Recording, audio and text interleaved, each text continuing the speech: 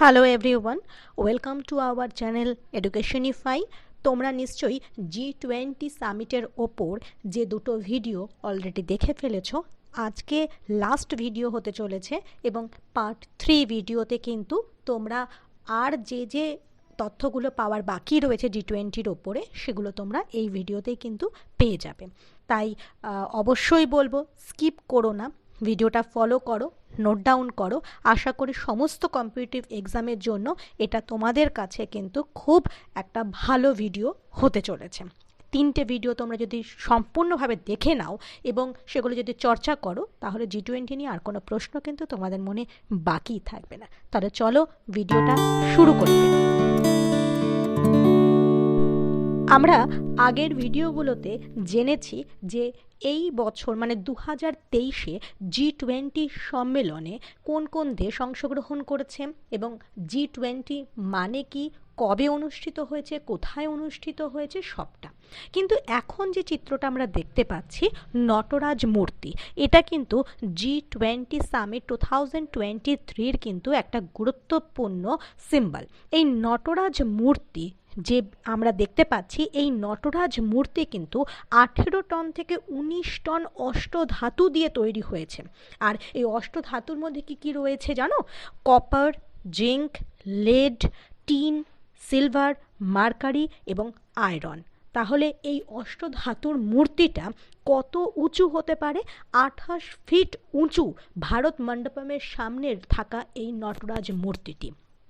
এই নটরাজ মূর্তি কিন্তু যে আমাদের যে সিম্বলটা রয়েছে, এই সিম্বলটা কিন্তু আসলে তামিলনাড়ুর যে রয়্যাল ফ্যামিলির সেইখানকার কিন্তু সিম্বল। এবং চোল রানী সেম্বিয়া মহাদেবী কিন্তু এই নটরাজ মূর্তি প্রথম তৈরি করিয়েছিলেন।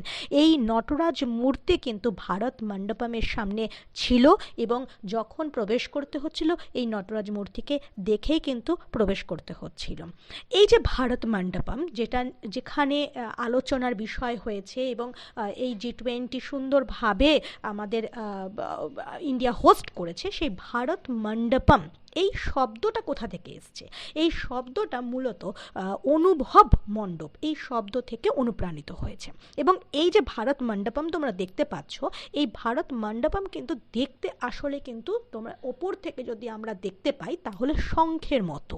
26 জুলাই কিন্তু আমাদের প্রধানমন্ত্রী নরেন্দ্র মোদী উদ্বোধন করেছিলেন এই ভারত মণ্ডপমের।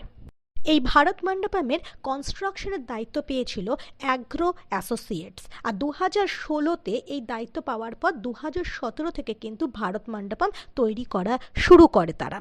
আরেকটা ইনফরমেশন তোমাদের না দিলেই নয়, সেটা এই নটরাজ মূর্তিকে নিয়ে। এই নটরাজ মূর্তিটি কে তৈরি করেছে এটা কিন্তু প্রশ্ন আসতেই পারে। সেক্ষেত্রে যে নামটা উঠে আসবে সেটা হচ্ছে রাধা কৃষ্ণ স্থপতি। কিন্তু বলে রাখা ভালো যে বিখ্যাত স্কাল্পটার দেবসেনা স্থপতি পুত্রগণ, 3জন পুত্র, শ্রীকান্ত স্থপতি, রাধাকৃষ্ণ স্থপতি এবং স্বামীনাথন স্থপতি, এরা 3জনে মিলে কিন্তু এই মূর্তিটা তৈরি করেছেন। এবং এটা তামিলনাড়ুর একটা ছোট শহর স্বামীমালাইয়ে কিন্তু তৈরি হয়েছে। কিন্তু যদি একজনের নাম উঠে আসে প্রশ্নে যেরকম দিতে পারে, সেক্ষেত্রে কিন্তু রাধাকৃষ্ণ স্থপতির নামটাই উঠে আসবে। যদি 3জনের নামই উল্লেখ থাকে তাহলে শ্রীকান্ত স্থপতি, রাধাকৃষ্ণ স্থপতি এবং স্বামীনাথন স্থপতির নাম কিন্তু আমাদের বলতে হবে। ঠিক আছে? আর এটা তো বলেছি ওল্ডেস্ট নটরাজ মূর্তি কিন্তু চোল সাম্রাজ্যে তৈরি হয়েছিল। আমরা সবাই জানি যে সেপ্টেম্বরের 9 ও 10 তারিখ পর্যন্ত G20 চলেছিল, কিন্তু তার আগের দিনও কিন্তু বিশেষ গুরুত্বপূর্ণ। এবং সেই 8ই সেপ্টেম্বর আমরা সবাই নিউজ চ্যানেলগুলোতে দেখেছি যে স্বাগত জানিয়েছিলেন আমাদের দেশের প্রধানমন্ত্রী নরেন্দ্র দামোদর দাস মোদী। এবং তার যে পিছনে যে লোগোটা ছিল, যেখানে সমস্ত অতিথিরা আসছিল এবং তাদেরকে অভ্যর্থনা জানাচ্ছিলেন আমাদের প্রধানমন্ত্রী, সেখানে কিন্তু লোগোটা ছিল কোণারকের সূর্য মন্দিরের যে চক্রটা, সেটা ছিল কিন্তু। এবং উড়িষ্যার যেটা উড়িষ্যা নরসিংহদেব 1 এই কোণারকের সূর্য মন্দিরটা স্থাপন করেছিলেন, তৈরি করেছিলেন। এটাও কিন্তু আমাদেরকে অবশ্যই জানতে হবে, কারণ এটা কিন্তু আসতেই পারে এই প্রশ্নটা। এটা তো গেল দিনের ব্যাপার। আলোচনার পর ডিনারের জন্য কিন্তু আমাদের নিমন্ত্রণ জানিয়েছিলেন রাষ্ট্রপতি, এবং রাষ্ট্রপতির সঙ্গে যে রাতের খাবারে অতিথিরা গিয়েছিল, সেখানে আমরা দেখেছি যে রাষ্ট্রপতির পিছনে যে লোগোটা ছিল সেটা কিন্তু ছিল নালন্দা বিশ্ববিদ্যালয়ের ছবি ছিল, যেটা কিন্তু তৈরি করেছিল কুমারগুপ্ত। তাই আমরা এটা জানলাম যে কোণারকের সূর্য মন্দিরের স্থপতিকে উড়িষ্যার নরসিংহদেব ওয়ান তৈরি করিয়েছিলেন, এবং আমরা এটাও জানলাম নালন্দা বিশ্ববিদ্যালয় কে তৈরি করিয়েছিলেন, সেটা হলো কুমারগুপ্ত। তাই আমাদের কিন্তু দুটোই জানতে হবে। আমরা কিন্তু সবাই নিউজ চ্যানেলে এই জিনিসগুলো দেখেছি, তাই এগুলো মনে রাখা এবং জানা দুটোই জরুরি। ঠিক আছে। বখতিয়ার খলজি যখন আগুন লাগিয়ে দিয়েছিল এই নালন্দা বিশ্ববিদ্যালয়ে, তখন এই রিকনস্ট্রাকশন কিন্তু করেছিল ধর্মপাল। অবশ্যই নালন্দা বিশ্ববিদ্যালয় তৈরি করলো কুমারগুপ্ত, কিন্তু আমরা সবাই জানি বখতিয়ার খলজি আক্রমণ করে এবং নালন্দা বিশ্ববিদ্যালয় পুরো জ্বালিয়ে দেয়। তো এর আবার রিকনস্ট্রাকশন যিনি করেছিলেন তিনি ছিলেন কিন্তু পাল বংশের রাজা ধর্মপাল। আমরা সবাই জানি যে এই G20 সামিট 2023-তে আফ্রিকান ইউনিয়ন সংযুক্ত হলো। এছাড়া আরেকটা ইউনিয়ন ছিল অলরেডি, সেটা ছিল ইউরোপীয় ইউনিয়ন। জেনে রাখো 27টি দেশ কিন্তু এই ইউরোপিয়ান ইউনিয়নের অন্তর্ভুক্ত, যেখানে আমরা দেখেছি আফ্রিকান ইউনিয়নের মধ্যে রয়েছে 55টা দেশ। আফ্রিকার 55টা দেশ মিলে তৈরি হয়েছে আফ্রিকান ইউনিয়ন। সেরকম ইউরোপিয়ান ইউনিয়নের মধ্যে রয়েছে 27টি দেশ, এবং যদি এর হেডকোয়ার্টার জানতে চাও তাহলে বলতে পারি সেটা রয়েছে বেলজিয়ামে, ব্রাসেলসে। এছাড়া আরও কিছু টুকরো টুকরো প্রশ্ন কিন্তু জানতেই হবে।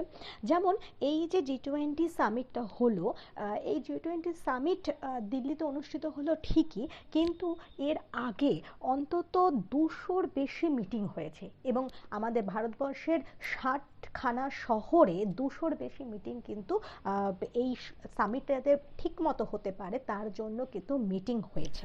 কিন্তু এতগুলো মিটিং তো আমাদের মনে রাখা সম্ভব নয়, তাই ইম্পর্টেন্ট মিটিংগুলো আমরা এবার একটু জেনে নেব। প্রথম G20 শেরপা বৈঠক 2022-তে অনুষ্ঠিত হয়েছিল উদয়পুরে, যেটা অনুষ্ঠিত হয়েছিল 2022 সালের 4 ডিসেম্বর। যদি বলি first G20 cultural working group meet কোথায় অনুষ্ঠিত হয়েছিল, সেটা হয়েছিল কিন্তু মধ্যপ্রদেশের খাজুরাহোতে, যেটা হয়েছিল 2023-এর ফেব্রুয়ারি। 22 থেকে 25 ফেব্রুয়ারি পর্যন্ত কিন্তু চলেছিল এই মিটিংটা। এরকম আরও অনেক মিটিং হয়েছে, তবে সব মিটিং একসাথে জানার প্রয়োজন নেই। যেটুকু জানলে কম্পিটিটিভ এক্সামে আসতে পারে সেইগুলোই আমরা ইনফরমেশন দিলাম।